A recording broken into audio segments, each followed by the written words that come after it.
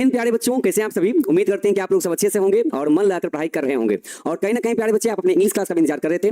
यहाँ मेरे प्यारे बच्चों आपका इंतजार खत्म होता है। हम दीपक शर्मा एक बार तहे दिल से सारे प्यारे बच्चों का बहुत बहुत स्वागत करते हैं आपके अपने प्यारे से प्लेटफॉर्म पे, टारगेट बोर्ड पे। तो प्यारे बच्चे, जैसा कि आप सभी जानते हैं कि आज का जो क्लास होने वाला है बच्चे, आज की इस क्लास में हम लोग अपने 15वां पार्ट 2 से लिया गया चैप्टर, इसका नाम है प्रो सेक्शन से, जिसका नाम एक्सेप्टेंस स्पीच। और बच्चे आपका चैप्टर नंबर 5 है और इस चैप्टर का हमने कल फुल एक्सप्लेनेशन करा दिया था क्लास में। और आज इस चैप्टर से रिलेटेड हम लोग इसके सब्जेक्टिव और ऑब्जेक्टिव आंसर टाइप क्वेश्चंस को डील करने वाले हैं। ठीक है, तो प्यारे बच्चे आप सभी को एक प्यारा सा गुड मॉर्निंग। जल्दी से आप लोग क्लास में आइए, फिर हम क्लास को शुरू करते हैं। ठीक है, हम बहुत अच्छे हैं, उम्मीद करते हैं कि आप लोग बहुत अच्छे से होंगे।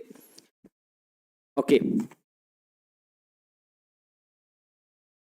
हाँ, इंग्लिश वाले सब्जेक्ट में बैकलॉग लग गया है, कैसे कवर करें? देखिए, आपके बदले कोई और तो कवर करेगा नहीं, आप ही को कवर अप करना पड़ेगा। तो बाकी आप सारे सब्जेक्ट जैसे पढ़ रहे हैं वैसे पढ़ते जाइए। इंग्लिश में हमने कहा कि उतना टेंशन आपको नहीं लेना है, क्योंकि टॉपर बनने के लिए इंग्लिश का मार्क्स नहीं चाहिए होता है, ऐड होने के लिए सिर्फ 500 नंबर का ही होता है। इंग्लिश आगे फ्यूचर के लिए जरूरी है, लेकिन आपके इस साल 10th में आपको कम से कम इतना पढ़ लेना चाहिए कि जिससे आपका कम से कम 80 प्लस मार्क्स आ जाए। मतलब 80 भी आएगा तो भी चलेगा, 80 प्लस आएगा तो बहुत अच्छी बात है। इतना ही आप खाली कर लीजिए, बाकी इंग्लिश का उतना टेंशन आप मत लीजिए। ओके, हाँ, टेंस वाला क्वेश्चन टेस्ट में डलवा दिए हैं, एक बार जाकर देख लीजिएगा, हम डलवा दिए हैं। ठीक है, चलिए बहुत बढ़िया, आगे बढ़ते हैं, सीधे चैप्टर पे आते हैं। इसके बाद आपको आगे का भी क्लास करना होगा, फटाफट हम लोग अपने चैप्टर को कंप्लीट कर लेते हैं। आज आपका ये चैप्टर भी कंप्लीट हो जाएगा आई थिंक, देख लेते हैं। तो कल तक हमने चैप्टर का एक्सप्लेनेशन कर लिया था और आज यहाँ हम लोग क्या करेंगे, पहले एक बार सब्जेक्टिव वाले पार्ट को समझेंगे ताकि ऑब्जेक्टिव में हमें कोई प्रॉब्लम ना हो। ठीक है ना, चलिए यहाँ देखिए बच्चे, क्वेश्चन कहता है कि why had Alexander Aris accepted the Nobel piece prize on behalf of his mother. कल हमने फर्स्ट पैराग्राफ में इस चीज को पढ़ लिया था। यहाँ क्वेश्चन क्या है, अलेक्जेंडर एरिस ने ठीक है नोबेल पीस प्राइज जो कि मिला था उनकी माँ को, ऑंग सान सू की को, लेकिन उनके बदले में है ना, उनके तरफ से वो है ना यहाँ पर इनाम लेने आए हुए थे, उस अवार्ड को स्वीकार करने आए हुए थे। क्यों? इसके पीछे का रीजन क्या था? Because due to circumstances actually his mother was in the prison, उनकी माँ जेल में थी। That's why she couldn't come to the stage to accept that Nobel piece prize and that's why on the behalf of her own son Alexander Aris accepted the Nobel Peace Prize, है ना। तो कह सकते हैं Alexander Aris accepted the Nobel Peace Prize on behalf of his mother। यहाँ Alexander Aris जो कि उनके बेटे का नाम है, उन्होंने नोबेल पीस प्राइज को अपनी माँ के तरफ से, उनके तरफ से एक्सेप्ट किया था, स्वीकार किया था, जिनकी माँ का नाम क्या था, ऑंग सान सू की। Because she was under house arrest. Under house arrest बोलने का मतलब क्या होता है? जेल में होना, है ना। अंडर हाउस अरेस्ट बोलने का मतलब जेल में होना कहते हैं, जेल में होना। और वो कहां की जेल में थी? तो बर्मा जो कि अब पड़ता है क्या, म्यांमार नाम से जाना जाता है। ठीक है, पहले उसको बर्मा के नाम से जानते थे और बर्मा को ही आजादी दिलाने में इनकी माँ का मतलब स्ट्रगल काफी रहा था, तो जिसके चलते इनको जेल भी जाना पड़ा था। तो जिस वक्त इनको इनाम दिया जा रहा था उस वक्त ये जेल में ही थी। कहां थी? Under house arrest at the time and was not allowed to travel to receive the award in person. लोगों के बीच में उनको आने का अलाउ नहीं था और ना ही ये अवार्ड रिसीव करने का उनको ट्रेवल करने का अलाउ था, क्योंकि वो जेल में थी। ओके, तो इस परिस्थिति के कारण उनके बेटे ही आए थे उनका अवार्ड लेने के लिए। ठीक है, चलिए आगे बढ़ते हैं बच्चे। Who was awarded the Nobel Peace Prize in 1991? Who was awarded मतलब किनको सम्मानित किया गया था, किनको सम्मानित किया गया था, किन्हें? Who was awarded मतलब किनको सम्मानित किया गया था नोबेल पीस प्राइज से, किनको नोबेल पीस प्राइज से सम्मानित किया गया था 1991 में, 1991 में। तो हम कहेंगे ऑंग सान सू की। Aung San Suu Kyi was awarded, Aung San Suu की को ही सम्मानित किया गया था, अवार्ड दिया गया था, किस नाम से? द नोबेल पीस प्राइज नाम से, जो कि 1991 में दिया गया था। ठीक है, हालांकि वो लेने नहीं पहुंच पाई थी, उसके पीछे रीजन आपको पता चल ही गया। तो उनके बेटे ने इस बात को एक्सेप्ट किया था, इस अवार्ड को। थर्ड क्वेश्चन किया गया कि हु वर इनकार्सिरेटेड। सबसे पहले इनकार्सिरेटेड का मतलब हमने आपको बताया था कल के क्लास में, इसका मतलब होता है जेल में डाल देना, जेल में डाल देना। तो कह रहा है कि हु वर, कौन कौन से ऐसे लोग थे हु वर इनकार्सिरेटेड, किनको किनको जेल में डाला गया था। बर्मा की लड़ाई में किनको किनको जेल में डाला गया था, बर्मा में लोकतंत्र लाने के लिए, लोगों को उनका हक दिलाने के लिए, है ना, किनको किनको इनकार्सिरेट किया गया था, जेल में डाला गया था। In the struggle for peace, शांति की लड़ाई के लिए, आजादी की लड़ाई के लिए, लोकतंत्र की लड़ाई के लिए किनको किनको जेल में डाला गया था। क्वेश्चन नहीं लिखते हैं तो क्वेश्चन लिखना चाहिए, हालांकि पता कैसे चलेगा कि क्वेश्चन में कौन सा क्वेश्चन है ना। यहां देखिए, तो आंसर निकला कि जैसा कि अलेक्जेंडर एरिस साहब ने कल बताया था अपने भाषण में कि many senior and highly respected leaders, बहुत ही वरिष्ठ मतलब बड़े बड़े सीनियर उम्र में है ना, वरिष्ठ और ज्यादा उच्च सम्मानित जो नेतागण थे, साथ ही साथ, बिसाइड का मतलब होता है साथ ही साथ, उन सारे वरिष्ठ अधिकारी और नेता के साथ इनकी मां भी ऑंग सान सू की को भी है ना, इन तीनों की लड़ाई में, जहां शांति की लड़ाई, आजादी की लड़ाई और लोकतंत्र की लड़ाई के लिए जेल में डाल दिया गया था। तो सारे सीनियर लीडर के साथ में बहुत सारे सीनियर लीडर थे जिनमें इनकी मां भी थी और इनको भी इनकार्सिरेटेड कर दिया गया था, जेल में डाल दिया गया था। किसकी लड़ाई में? तो in the struggle for peace, freedom and democracy, शांति है ना, आजादी और लोकतंत्र की लड़ाई में, लोकतंत्र की लड़ाई में इनको जेल में डाल दिया गया था। किनको किनको? तो वरिष्ठ अधिकारी को, नेता को और इनकी मां को। Why has the whole international community applauded Mr. Chairman? Okay मतलब पूरे अंतरराष्ट्रीय तौर पे जितने भी समुदाय थे, कम्युनिटी थी, सबने तारीफ करी किसकी? मिस्टर चेयरमैन की। क्यों? तो इसका आंसर है द होल इंटरनेशनल कम्युनिटी, अंतरराष्ट्रीय समुदाय ने अपलॉड किया, तालियां बजाई, मतलब इनको तारीफ करी किनकी? मुख्य सचिव की। Because the Nobel committee made a wise and commendable decision. Okay, क्योंकि जो नोबेल प्राइज डिस्ट्रीब्यूट करते हैं तो वो जो उनका संगठन होता है, उन्होंने बहुत ही बुद्धिमानी से एकदम सराहनीय, कमेंडेबल, सराहनीय एक फैसला लिया कि हमें ऑंग सान सू की को या जो भी लीडर्स हैं जो लड़ाइयां लड़ते हैं समाज के लिए, अपने स्वार्थ के लिए नहीं, समाज के हित में लड़ाई लड़ते हैं, उनको नोबेल पीस प्राइज अवार्ड दिया जाए, है ना, इसके लिए। तो by awarding the Nobel piece prize to Aung San Suu की, तो जब इनकी मां को, ऑंग सान सू की को, जिन्होंने स्ट्रगल किया, लड़ाइयां लड़ी लोकतंत्र लाने के लिए बर्मा में, तो इसीलिए जब इनको अवार्ड में नाम आया गया इनका, तो इस वजह से सब लोगों ने मिस्टर चेयरमैन की बहुत ही तारीफ करी। एक वैसी महिला ऑंग सान सू की, एक करेजियस लीडर, एक निर्भय नेता जो कभी किसी से डरी नहीं, डट करके सामना करी उन सारे फैसलों को, हु वॉज पीसफुली फाइटिंग, जिन्होंने कभी हिंसा नहीं किया बल्कि शांति से लड़ाई लड़ी, संघर्ष करी। किस चीज के लिए? तो लोकतंत्र के लिए। इसके लिए? लोकतंत्र के लिए, इंसानी हक के लिए, समाज के हक के लिए। कहां? तो इन बर्मा में। बर्मा जो कि आज की डेट में इसको हम लोग म्यांमार के नाम से जानते हैं, ठीक है। हाँ, आगे बढ़ते हैं बच्चे। हाँ, चैप्टर नंबर 4 हो गया था ना। चैप्टर नंबर 4 आपका था प्रो सेक्शन का, what is wrong with Indian films, Satyajit रे जी का लिखा हुआ, ठीक है। वो चैप्टर करा दिया है पहले ही। आज ये आपका 5वां चैप्टर हमने कल स्टार्ट किया था और आज ये फिनिश हो जाएगा। पोइट्री सेक्शन तो हमने पूरा कंप्लीट पहले ही कर दिया, पूरा हमने कर दिया है, ठीक है। मतलब आपका जो सिलेबस है ना बाबू, वो एकदम बिल्कुल टाइम पर चल रहा है, बिल्कुल टाइम पर। आज टेंस नहीं, टेंस तो भाई परसों ही खत्म हो गया था। What is more precious than, कह रहा है कि व्हाट इज मोर प्रीसियस, वो क्या है जो ज्यादा कीमती है, किससे? किससे? तो हीरे से, चांदी से, यहां सिल्वर का स्पेलिंग गलती हो गया है, हीरे से, चांदी से और सोने से भी ज्यादा कीमती क्या है? तो वो है सच्चा भाईचारा, जेन्युइन ब्रदरहुड, सच्चा भाईचारा। सच्चा भाईचारा ही ज्यादा कीमती है, किससे? दैट डायमंड और सिल्वर और गोल्ड से। इससे ज्यादा कीमती है भाई, तो सोने, चांदी और हीरे से भी ज्यादा कीमती क्या है? तो सच्चा भाईचारा है। हमने कल भी इस बात की चर्चा करी थी, where there is no brotherhood there will be no unity, where there will be no unity there will be no peace, there will be no peace we can't imagine about a good environment of public.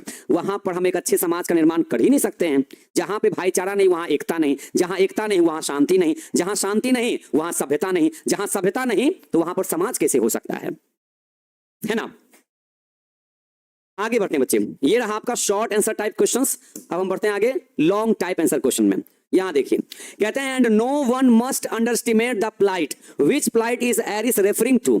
यहां पर Aung San Suu की के बेटे ने, Alexander Aris ने एक line कही, and no one must underestimate, और हम में से किसी को भी इन लड़ाई को हल्के में नहीं लेना है, अंडरस्टिमेट नहीं करना है, हल्के में नहीं लेना है, हल्के में नहीं लेना है। किसको? इस दुख तकलीफ को, उस दुख को, उस पीड़ा को, उस कष्ट को, जिस दुख को बर्मा के लोगों ने झेला है अपने हक की लड़ाई के लिए। ओके, तो यहां पर जो दुख वर्ड की चर्चा हुई है, which plight is Aris referring to, कौन से दुख तकलीफ के बारे में, रेफरिंग का मतलब के बारे में, ऐसा कौन सा दुख तकलीफ के बारे में अलेक्जेंडर एरिस चर्चा कर रहे हैं, थोड़ा वर्णन करके बताइए। तो इसका आंसर होगा Aris is highlighting the plight, Aris उस दुख तकलीफ को हाईलाइट कर रहे हैं, उजागर कर रहे हैं, उस दुख तकलीफ को उजागर कर रहे हैं जो कि क्या था, such are suffering oppression. Suffering मतलब पीड़ा से, है ना, क्या हो रहे थे ये, पीड़ा में थे, कष्ट में थे। ऑपरेशन, सताए जा रहे थे, सताए जा रहे थे बर्मा के लोग, है ना। एंड लैक ऑफ फ्रीडम, आजादी में कमी थी, आजादी की कमी थी, जो faced by the Burmese people, जो बर्मा के लोग इस बात से क्या कर रहे थे, सामना कर रहे थे, फेस कर रहे थे इन सब चीजों का, है ना। They were suffering, they were being oppressed, उनको सताया जा रहा था, उनको पीड़ा में रखा था, उनको कष्ट में रखा जा रहा था। आजादी उनको नहीं दी जा रही थी बर्मा के लोगों को, किसके द्वारा, तो अंडर मिलिट्री रूल, मतलब वहां मिलिट्री राज चल रहा था, वहां सरकार का राज नहीं था, जैसे कैसे पाकिस्तान में रहता है। पाकिस्तान में वहां का जो चीफ मिनिस्टर होंगे, चाहे प्राइम मिनिस्टर होंगे, चाहे प्रेसिडेंट होंगे, जो होंगे वहां के, समझ गए ना, उनके हाथ में कुछ नहीं है, तुरंत तख्ता पलट हो जाता है। जहां आर्मी घेर घार लिया तो बस कहानी खत्म, पूरा कमांड तो आर्मी के हाथ में दिए रहते हैं। और एक अपना भारत देखिए, नहीं, आर्मी के हाथ में कुछ नहीं यहाँ पर है, सब यहाँ के प्रेसिडेंट और प्राइम मिनिस्टर के हाथ में होता है कि कैसे हमें देश को चलाना है ना, क्या डिसीजन हमको लेने हैं, ये सब एक डेमोक्रेटिक कंट्री में ही हो सकता है, ठीक है। तो लेकिन वहां पर किसके नियम कानून चल रहा था, वहां मिलिट्री का, समझ गए ना, वहां सेना का रूल चल रहा था। तो जो सेना के मन में आता था वैसा करता था। बेसिक ह्यूमन राइट्स, जो साधारण सा इंसान का जो अपना हक होता है ना, उससे उनको वंचित रखा जाता था, उनको मना किया जाता था। डेमोक्रेटिक प्रोसेस, लोकतंत्र नाम का चीज ही नहीं था। इंसान हल्का सा आवाज उठाए, सीधे डंडा से मारना शुरू करो, सीधे गोली मार दो उसको, ऐसे था। डेमोक्रेटिक प्रोसेस वर क्रस्ड, लोकतंत्र का तो धज्जियां उड़ा के रख दिया था, कुचल के रख दिया गया था। क्या कर दिया गया था, कुचल के रख दिया गया था। And leaders like Aung San Suu Kyi, और इतने महान महान जो नेता थे जैसे ऑंग सैन सू की, were placed under house arrest, जो भी नेता अपने लोगों के हित के लिए आवाज उठाता था उसको सीधे जेल में डाल दिया जाता था। ऐसी हरकतें हो रही थी। तो जो जैसे कि नेता में हो गए ऑंग सैन सू की, वर प्लेस्ड, इनको डाल दिया जाता था कहां, अंडर हाउस अरेस्ट, सीधे जेल में, सिंपली फॉर एडवोकेटिंग डेमोक्रेसी। वो बस किस लिए, तो सिर्फ और सिर्फ क्योंकि वो लोकतंत्र का बढ़ावा देते थे, लोकतंत्र का बढ़ावा देते थे, उसका समर्थन करते थे, एडवोकेट करते थे, इसी वजह से उनको जेल में डाल दिया जाता था। तो बाय सेइंग, ये कहते हुए, no one must underestimate the plight, है ना, ये कहते हुए कि हमें इस दुख तकलीफ को, कष्ट, मतलब इस कष्ट को बिल्कुल हल्के में नहीं लेना है, ये लाइन कहते हुए एरिस, अलेक्जेंडर एरिस इस बात को याचना करते हैं, ये लाइन कहते हुए कि the international community to recognise the seriousness of the situation in Burma, कि अगर लोगों ने इस बात को हल्के में ले लेते अगर ना, तो आज यहां तक हम लोग नहीं पहुंच पाते। इसका मतलब लोगों ने इस दुख तकलीफ को सीरियस लिया, गंभीर रूप से पहचाना कि वाकई बर्मा के लोगों के साथ ज्यादती हो रही है। तो पूरी कम्युनिटी ने इस बात को क्या किया, पहचाना, गंभीर रूप से लिया, इस सिचुएशन को समझा जो कि बर्मा में हो रहा था। एंड नॉट टू, इसको इग्नोर लोगों ने नहीं किया, और डाउन प्ले द हार्डशिप्स, और यहाँ के हार्डशिप्स को, जो बड़ी मुश्किल से यहाँ का जीवन गुजर रहा था, उसको हल्के में नहीं लिया, इनकी लड़ाई को हल्के में नहीं लिया। That ordinary citizens were enduring, और वहां के साधारण लोग जिस पीड़ा को, कष्ट को सह रहे थे, पीड़ा का जो सहन कर रहे थे, एंड्योर कर रहे थे, उनको भी हल्के में नहीं लिया गया, है ना। तभी आज बर्मा में लोकतंत्र फिर वहां पर स्टैब्लिश हुआ, स्थापित हुआ, ठीक है। आगे क्वेश्चन कहता है कि peace, freedom and democracy are essential for human being. सही बात है। कहता है कि शांति, जिस देश में शांति रहेगी, आजादी रहेगी, लोकतंत्र रहेगा, ये सारी चीजें एसेंशियल है, मतलब वेरी वेरी, बहुत ज्यादा जरूरी है। क्या है ये, बहुत ज्यादा जरूरी है, ये बहुत ज्यादा जरूरी है देश में इंसान के हक के लिए। डू यू अग्री, क्या आप इस बात से सहमत हैं? गिव योर ओन ओपिनियन, कृपया अपना विचार रखें। सही बात है। अभी हमने जस्ट कहा कि जब तक भाईचारा नहीं तब तक शांति नहीं, एकता नहीं, जब एकता नहीं तो शांति नहीं, शांति नहीं तो सभ्यता नहीं, सभ्यता नहीं तो समाज नहीं, है ना। और कहा गया है कि man is a social animal, इंसान एक सामाजिक प्राणी है, मतलब वो समाज चाहता है, तो समाज कहां रहेगा, जहां सभ्यता रहेगी तब ना समाज का निर्माण होगा। तो पीस, फ्रीडम एंड डेमोक्रेसी, ये तीनों चीजें, ये बेसिक नीड है इंसान का, ये तो सिंपल सी चीज है, हर जगह होनी ही चाहिए। टू लिव, जीने के लिए तीन चीजें चाहिए हमें। आर लाइफ्स प्रॉपरली, अपने जीवन को उचित रूप में चलाने के लिए तीन चीजें चाहिए ही चाहिए, इसलिए बोला गया एसेंशियल हैं। These are the far better than silver, gold और डायमंड, ये तीनों चीजें कहीं ज्यादा अच्छी हैं चांदी, सोने और हीरे से। सोना चांदी का हम क्या करेंगे जी, है ना। कहेगा मतलब अगर आपको कोई कहे कि हम तुमको ना सोना चांदी हीरा पहनाएंगे, लेकिन तुमको हमारा गुलामी करना है, जैसे कहेंगे तुमको वैसे करना, क्या कहिएगा? ठीक है मालिक, कहिएगा हटे यहाँ से, सोना चांदी हमको रहे जाने रहे, हमको अपना आजादी से मतलब, हमको आजादी चाहिए, हमको शांति चाहिए जीवन में, है ना, आप ये कहिएगा। तो इसीलिए कहा गया ये सब तो बेसिक सी चीजें हैं और ये कहीं ज्यादा कीमती है, अच्छे हैं इन तीनों से। विदाउट ऑर्नामेंट, विदाउट ऑर्नामेंट्स, है ना, बिना आभूषण के। ऑर्नामेंट का मतलब क्या होता है? आभूषण होता है, गहने होते हैं। तो बिना गहने के, बिना आभूषण के तो हम जी सकते हैं। जो इंसान सोना चांदी नहीं पहनता तो नहीं जीता है। ऐसा थोड़ी है कि जिसके हाथ में भर भर के अंगूठी रहेगा वही जिएगा, जिसके गले में चैन रहेगा सोने का वही जिएगा। ऐसा थोड़ी है। जिसके घर में हीरे का हार नहीं क्या वो नहीं जीता है, वो भी जीता है। तो बिना आभूषण के तो हम जी सकते हैं, अपनी जिंदगी को जी सकते हैं, सरवाइव कर सकते हैं, जी सकते हैं। लेकिन जरा सोचिए, विदाउट दीज, क्या इन तीनों के बिना, पीस, फ्रीडम और डेमोक्रेसी के बिना क्या पॉसिबल है? तो इट्स नॉट पॉसिबल, ये संभव नहीं है। तो ये जो तीनों टर्म हैं, पीस, फ्रीडम और डेमोक्रेसी, इससे निर्माण होता है एक सुंदर समाज का। इन तीनों मिलकर क्या करते हैं? एक सुंदर समाज का निर्माण करते हैं। और एक सुंदर समाज का निर्माण करते हैं, और beautiful society creates a beautiful nation. और अगर हम सुंदर समाज का निर्माण करेंगे तो सुंदर समाज से एक सुंदर राष्ट्र का निर्माण होता है। पहले समाज तब ना राष्ट्र, है ना। तो इन तीनों से क्या होता है? एक अच्छे, एक सुंदर समाज का निर्माण होता है, और सुंदर समाज से एक सुंदर राष्ट्र का निर्माण होता है, एक सुंदर देश का निर्माण होता है। दूसरा क्वेश्चन क्या? Do you agree? क्या आप इस बात से सहमत हैं कि ये तीनों कहीं ज्यादा कीमती हैं आभूषण से? कह सकते हैं यस, आई होल हार्टेडली, मैं पूरे दिल से इस बात को सहमति करता हूं, मैं पूरे दिल से सहमत हूं कि these terms are essential for human being, है ना, कि ये तीनों चीजें जरूरी हैं, बहुत बहुत ज्यादा जरूरी हैं इंसानी जीवन को जीने के लिए। ठीक है, आगे क्वेश्चन किया गया, क्वेश्चन बहुत ही अच्छा किया गया है। The Nobel piece prize belongs not only to Aung San Suu Kyi but also to all man, women and children of Burma. Why does Aris say सो?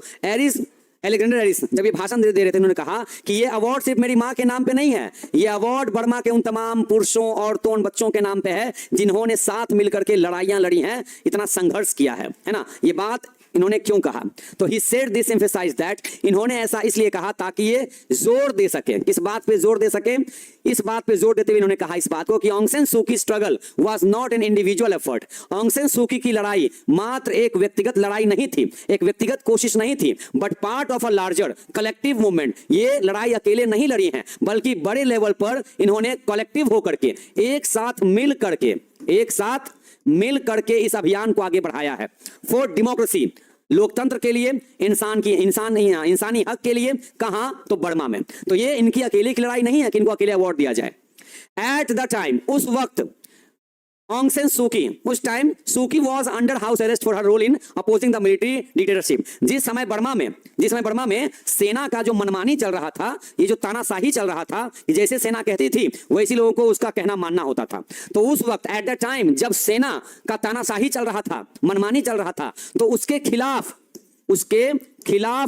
कौन गई थी, है ना, कौन गई थी? तो ऑंग सैन सू की गई थी, जिस कारण से इनको जेल भी जाना पड़ गया था। The people of Burma were enduring great hardship, और बर्मा के लोग उस वक्त बहुत ही ज्यादा दिक्कतों का सामना कर रहे थे, बहुत ही ज्यादा दिक्कतों को सहन कर रहे थे, सहन कर रहे थे, है ना, रिप्रेशन को झेल रहे थे। And violence in their pursuit of freedom, और हिंसा हो रही थी उनके साथ, है ना, आजादी की खोज में हिंसा हो रही थी। ही एक्नॉलेज दैट, इन्होंने इस बात में सहमति जताया है।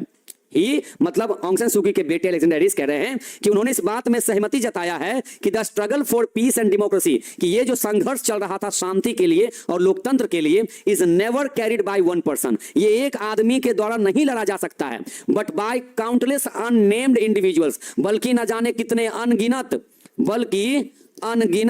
है ना, बेनाम लोगों के द्वारा। इस लड़ाई में न जाने कितने ऐसे लोगों ने साथ मिलकर लड़ाइयां लड़ी जिनका कोई नाम नहीं था, जिनका आता पता नहीं था। तो ये अवार्ड मेरी माँ के नाम पे सिर्फ नहीं जाता, बल्कि उन तमाम लोगों के नाम पे जाता है जिनका नाम भले आज हम नहीं जानते हैं, लेकिन कहीं ना कहीं उनका बहुत बड़ा कंट्रीब्यूशन रहा है, उनका डिसाइसिव कंट्रीब्यूशन रहा है, महायोगदान रहा है उनका। ठीक है बच्चे, टेंस का नोट्स जल्दी अपलोड हो जाएगा आपका, घबराइए नहीं।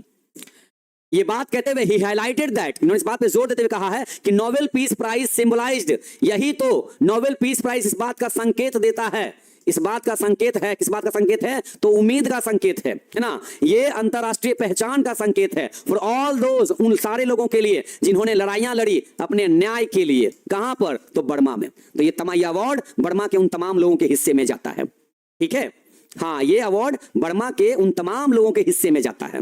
ओके, और देखिए, एक सच्चे नेता की पहचान ऐसी होती है जो पहले अपनी बात नहीं है, जो हमेशा जनता की बात करे, जनता को आगे रखे हर चीज में, है ना। लेकिन हमारे यहाँ तो थोड़ा उल्टा ही होता है। तो यहाँ पर वो मीम सही बनता है कि हमारे यहाँ ऐसा ही होता है ना। बारिश मौसम आता है, बारिश के मौसम जब आता है तो बस हम लोगों को ठेवने पर पानी में घुस के जाना पड़ता है। नेताजी की गाड़ी आती है, उससे आने से पहले ही रोड भाई मन चकाचक हो जाता है, ऐसा होता है। तो हमारे यहाँ लगता है कि नेताजी पहले अपना ही सोच लेते हैं कि हमारा गाड़ी का चक्का नहीं फंसना चाहिए, भले जनता का उसमें टांग घुस जाए, टांग टूट जाए, है ना, लेकिन हमारा चक्का नहीं फंसना चाहिए। ऐसा ही होता है हमारे यहाँ, ऐसा ही होता है। The beauty of genuine brotherhood and peace is more precious than diamond और silver और gold। कहते हैं सच्चे भाई की जो सुंदरता होती है, सच्चे भाई नहीं, सच्चे भाईचारा की जो सुंदरता होती है ना, सच्चे भाईचारा, सच्चा शांति, है ना, ये जो इसकी सुंदरता होती है वो कहीं ज्यादा कीमती होती है, कहीं ज्यादा बहुमूल्य होती है ना, किससे? तो देन डायमंड और सिल्वर और गोल्ड, मतलब आभूषणों से ज्यादा कीमती हमारे लिए शांति है, हमारे लिए भाईचारा है, हमारे लिए आजादी है। Why does Aris claim so? Aris का ये ऐसा, है ना, दावा क्यों था ये कहने का? Do you agree with him? क्या आप उनकी बात से सहमत हैं, है ना, क्या आप इस बात से सहमत हैं? हाँ, ओला हिम जानते हैं ना, हमारे यहाँ ऐसा ही होता है, बिल्कुल सही बात है, ऐसा ही होता है हमारे यहाँ।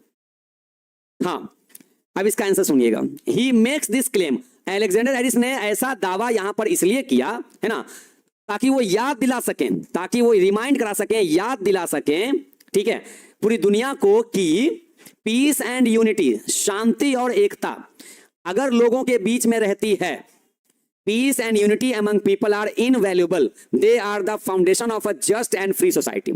लोगों के बीच में एकता और ये जो शांति है ना, ये प्रीशियस है, ये कीमती है, इसका कोई कीमत नहीं लगा सकता है, क्योंकि they are the foundation of a just and free society. क्योंकि ये सब चीजें क्या है, एक आजाद समाज में, है ना, एक ईमानदार समाज में ये क्या है, उसकी नींव रखने का काम करते हैं। अगर कहीं पर शांति है और एकता है तो समझ जाइए कि कितनी ईमानदारी लोगों में हो सकती है। जहां एकता है, जहां शांति है, जहां कोई लड़ाई झगड़ा नहीं है, इसका मतलब लोगों की ईमानदारी एकदम चरम सीमा पर रही होगी, है ना।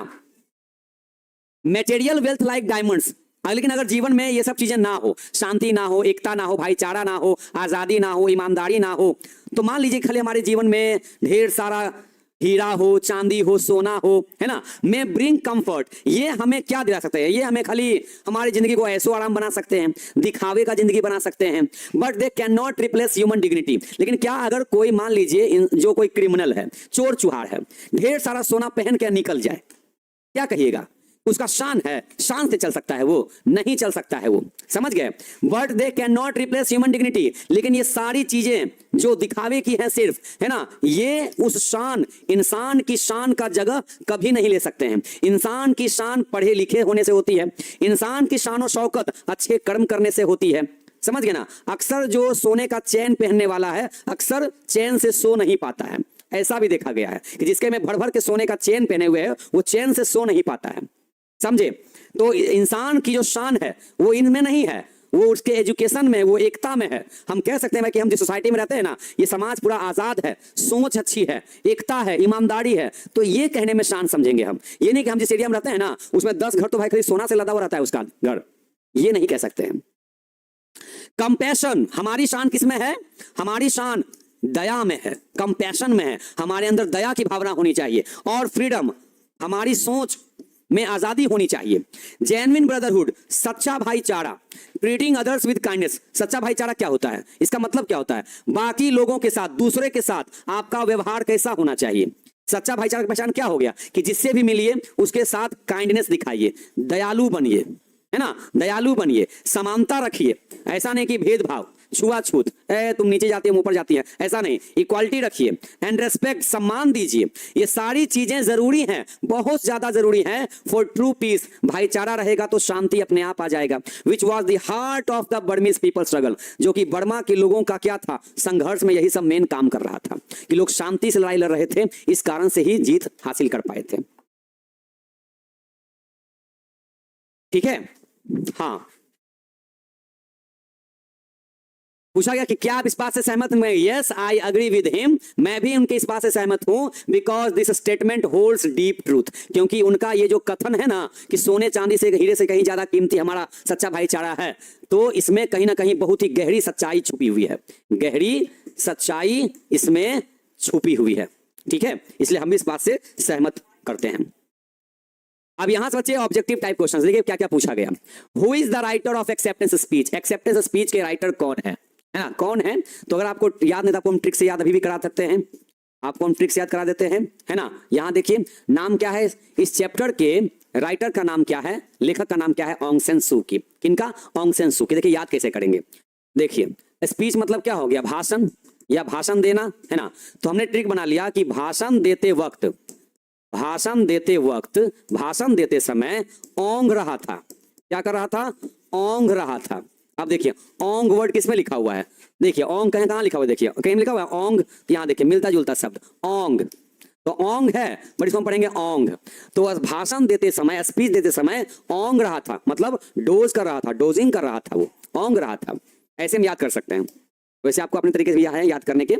ऑन्ग San Suu Kyi was fighting for dash in Burma. Aung San Suu Kyi लड़ाई लड़ रही थी किसके लिए? बर्मा में। तो वो लड़ाई लड़ रही थी डेमोक्रेसी, डिक्टेटरशिप, मोनार्की, टायरनी, किसके लिए? तो वो लड़ाई लड़ रही थी डेमोक्रेसी के लिए। किसके लिए? डेमोक्रेसी, DEMO, इसको बोलते हैं डीमो, और डीमो का मतलब होता है जनता या फिर कह सकते हैं लोग, है ना। और CRACY इसको बोलते हैं कृषि। क्या बोलते हैं? कृषि बोलते हैं। तो मिला क्या हो गया? डेमोक्रेसी। और कृषि का मतलब क्या हो गया, है ना, शासन। क्या हो जाता है? शासन ऐसे लिखा था, है ना, ऐसे मैं ऐसे लगता लिखा था, शासन होता है ना, शासन ऐसे नहीं होता है, शासन, हाँ ठीक है, मतलब रूल। क्या कह सकते हैं? रूल कह सकते हैं इसको, शासन करना कह सकते हैं। तो जब जनता का शासन हो उसको बोलते हैं डेमोक्रेसी, लोकतंत्र हिंदी में कहते हैं इसको। Next one, humanity can no longer be tragically bound to the starless midnight of a racism and war. Racism and war, ना तो नस्लीय भेदभाव हो ना युद्ध हो। ये बात किसने कही थी? ये बात कही थी मार्टिन लूथर किंग जूनियर साहब ने, Martin Luther King junior. Okay आगे बढ़ते हैं। एक्सेप्टेंस स्पीच वॉज डिलीवर्ड, ये जो भाषण है ये दिया गया था दिसंबर 10 दिसंबर 1991, 1991 को दिया गया था। अकॉर्डिंग टू दी एसे, इस निबंध के अनुसार बर्मा का, what is Burma's long struggle for, इतने लंबी लड़ाई जो चल रही थी बर्मा की, वो किस चीज के लिए चल रही थी? तो हम कह सकते हैं पीस, फ्रीडम एंड डेमोक्रेसी, शांति, आजादी और लोकतंत्र के लिए। According to Martin Luther King Junior, humanity can not be bound to dash and war. ये line Martin Luther King Junior ने कही थी, जिसमें हम कह सकते हैं बिना रेसिज्म का, बिना युद्ध का होना चाहिए, बिना नस्लीय भेदभाव का, बिना युद्ध का। ऑन्ग San Suu Kyi struggle was for, ऑन्ग San Suu की जी का जो संघर्ष था किस चीज के लिए था? तो बर्मा में डेमोक्रेसी लाना था, बर्मा को डेमोक्रेटिक बनाना था, लोकतांत्रिक बर्मा का निर्माण करना था। Number 8, ऑन्ग San Suu Kyi Nobel piece prize was received by her son, उनके बेटे के द्वारा रिसीव किया गया था, प्राप्त किया गया था, बिकॉज शी वॉज इन, क्योंकि वो कहां थी? तो शी वॉज इन प्रिजन, वो जेल में थी। कहां थी? तो जेल में थी। To which country does Aung San Suu Kyi belong, कौन से देश से ऑन्ग सैन सू की बिलोंग करती हैं? तो आंसर कह सकते हैं कौन सा? बर्मा। ऑप्शन में बर्मा लिखे चाहे म्यांमार लिखे, ठीक है। When was ऑन्ग सैन सू की born? ऑन्ग सैन सू की का जन्म कब हुआ था? तो 19 जून 1945, 1945। The beauty of genuine brotherhood and peace is more valuable than diamond, silver और gold, या desirable, precious या appreciable। तो हम कह सकते हैं precious। ओके ये कहीं ज्यादा कीमती हैं। ऑन्ग San Suu Kyi fought for dash of the human spirit। Aung San Suu Kyi fought for participation, separation, emancipation या सेपरेशन, हम इसमें कहेंगे इमेंसिपेशन। इमेंसिपेशन का मतलब गुलामी से आजादी, है ना। Fought for emancipation of the human spirit. Many senior leaders have been, बहुत सारे वरिष्ठ नेता को क्या कर दिया गया था? मार दिया गया था, पीटा गया था, है ना, सम्मानित किया गया था या जेल में डाल दिया गया था। तो दे वर इनकार्सरेटेड, उनको जेल में डाल दिया गया था। एरिस सेज दैट, एरिस से कहते हैं कि genuine dash and peace is more precious than diamond और सिल्वर और गोल्ड। सच्चा क्या? सच्ची दोस्ती, सच्चा प्यार, सच्चा भाईचारा, सच्चा सम्मान। तो सच्चा भाईचारा से ही शांति आ सकती है और ये कहीं ज्यादा कीमती है आभूषण से। The acceptance speech was delivered by Alexander Aris in which place? कौन सी जगह पर यह भाषण दिया गया था? तो ये जगह का नाम है ओस्लो। क्या नाम है? ओस्लो।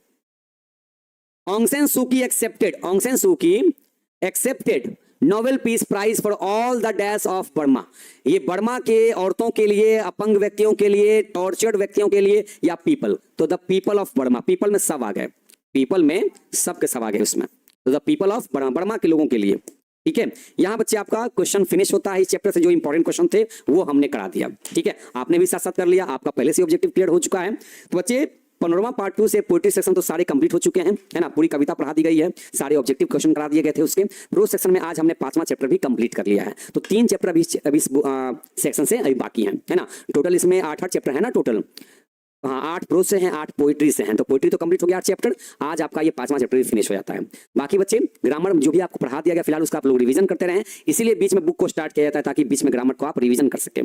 ठीक है, तो प्यारे बच्चे मिलते हैं कल की क्लास में, तब तक के लिए आप हंसते रहिए, मुस्कुराते रहिए, खिलखिलाते रहिए और अपने तैयारी को और ज्यादा मजबूत कीजिए, क्योंकि you have to be the topper of this year, you are gonna be topper of this year. आप इस साल के टॉपर बनने जा रहे हैं, तो आपको अभी मेहनत लगातार अपनी जारी रखनी पड़ेगी। ठीक है बच्चे, बाकी कल की क्लास में, तब तक के लिए जय हिंद।